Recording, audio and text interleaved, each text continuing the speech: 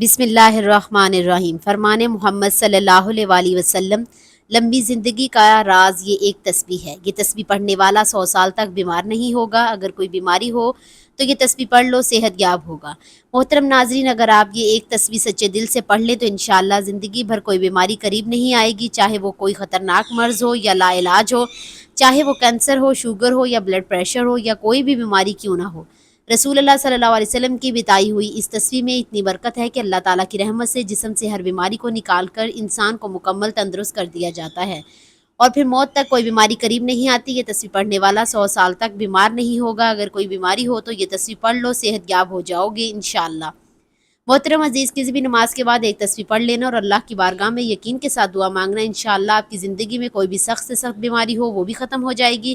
اس تسبیح کی تاثیر اس قدر زبردست ہے کہ انسان حیران رہ جاتا ہے کہ اتنے چھوٹے الفاظ میں اتنی بڑی تاثیر کیسے ممکن ہے۔ یہ کلمات بہت طاقتور ہیں، اس کو اپنی زندگی کا حصہ بنا لیں تاکہ اللہ کی خاص رحمت نازل ہو اور جسم سے ہر بیماری ختم ہو جائے۔ یہ کلمات پڑھنا انسان کو نہ صرف بیماریوں سے محفوظ رکھتا ہے بلکہ دل کو سکون عطا فرماتا ہے، اور یہ کلمات پڑھنے والا شفا کا حقدار بن جاتا ہے، اور وہ اسے کبھی بیماری نہیں ہوتی اور چند دنوں میں ہی ختم ہو جاتی ہے۔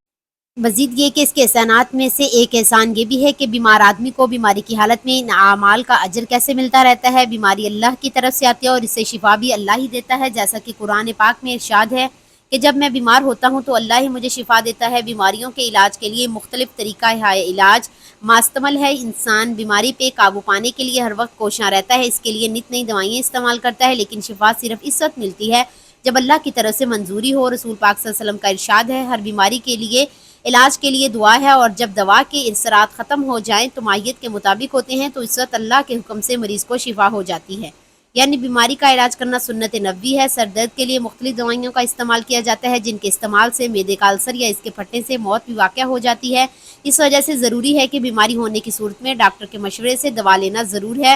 اللہ سے شفا کی دعا کرنا نہ بھولیں۔ دوائیں صرف ایک ذریعہ ہے، حقیقی شفا صرف اور صرف اللہ کے ہاتھ میں ہے۔ دوا سے زیادہ فائدہ دعا میں ہوتا ہے، اور بعض پیچیدہ بیماریوں میں جہاں دوائیں کوئی اثر نہیں کرتی، صدقے دل سے کی ہوئی دعا اثر دکھاتی ہے کہ مہینوں کی تکلیف دنوں میں دور ہو جاتی ہے۔ مریض اور معالج دونوں کا دھیان اللہ کی طرف ہو جائے تو سونے میں سہاگے والی بات ہے۔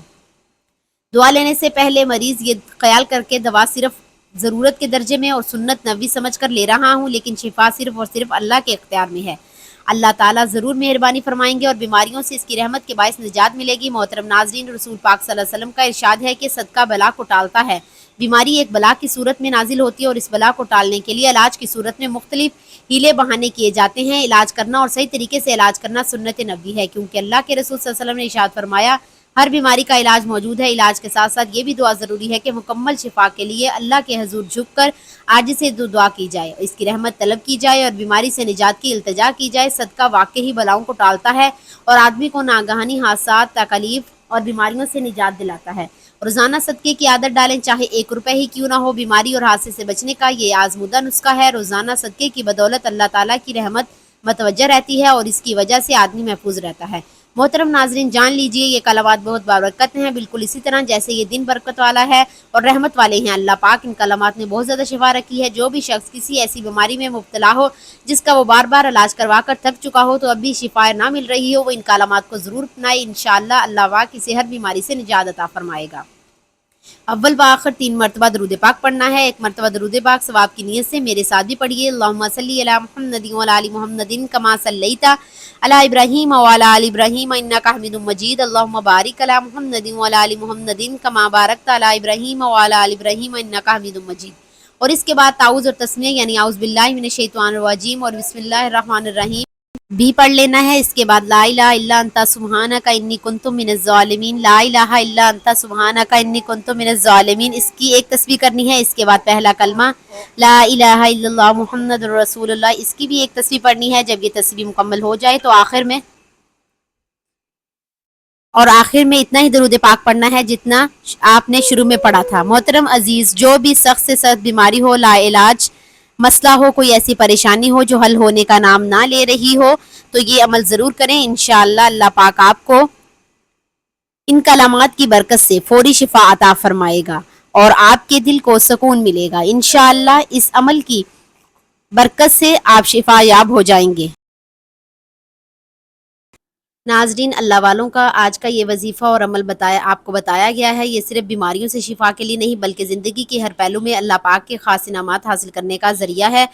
یہ وہ طاقتور کلمات ہیں جن سے اللہ پاک نے جسمانی بیماریوں کے ساتھ ساتھ روحانی بے چینی کے لیے بھی شفا رکھی ہے۔ ان کلمات کو جو شخص دل سے پڑھے گا، اللہ پاک اس کے دل کو سکون عطا فرمائیں گے اور اس کے جسم کو ہر قسم کی تکلیف سے محفوظ رکھیں گے۔ یہ عمل نہ صرف عام بخار اور جسم کی کمزوری، بلڈ پریشر، شوگر جیسے امراض میں مفید ہے بلکہ جن بیماریوں کو ڈاکٹر لا علاج کہہ دے، کینسر، دل کی تکلیف، گردوں کی خرابی، سانس کی بیماری، دمے کی شکایت، ان سب کے لیے یہ عمل عرش الہی سے شفا بن جاتا ہے۔ اللہ پاک کے فضل سے یہ کلمات پڑھنے والے کو ایسی طاقت ملتی ہے، وہ بیماریوں کا مقابلہ صبر اور حوصلے سے کرتا ہے۔ اللہ پاک جلد شفا عطا فرماتا ہے۔ یہ عمل صرف بیماریوں تک محدود نہیں بلکہ اس کے رزق میں کشادگی آتی ہے۔ جو لوگ قرضوں میں ڈوبے ہوئے ہیں، رزق کی تنگ دستی ہے، گھر میں خیر و برکت ہو، تو اس عمل کو اپنی زندگی کا حصہ بنا لیں۔ انشاءاللہ گھر میں خوشحالی آئے گی، میاں بیوی میں محبت پیدا ہوگی، اولاد فرما بردار بن جائے گی، جو گھر جنت کا نمونہ بن جائے گا۔ جو شخص یہ کلمات پڑھے گا، اس کے رزق کے دروازے کھلیں گے، کاروبار میں ترقی ہوگی، بے برکتی ختم ہوگی اور دل کو وہ سکون ملے گا جو مال و دولت سے نہیں ملتا۔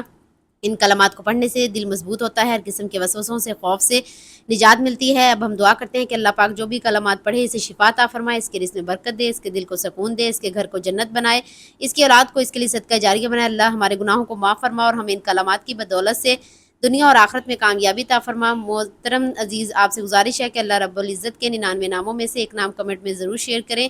اللہ تعالی ہم سب کا حامی و ناصر ہو، آمین۔ جزاک اللہ خیر۔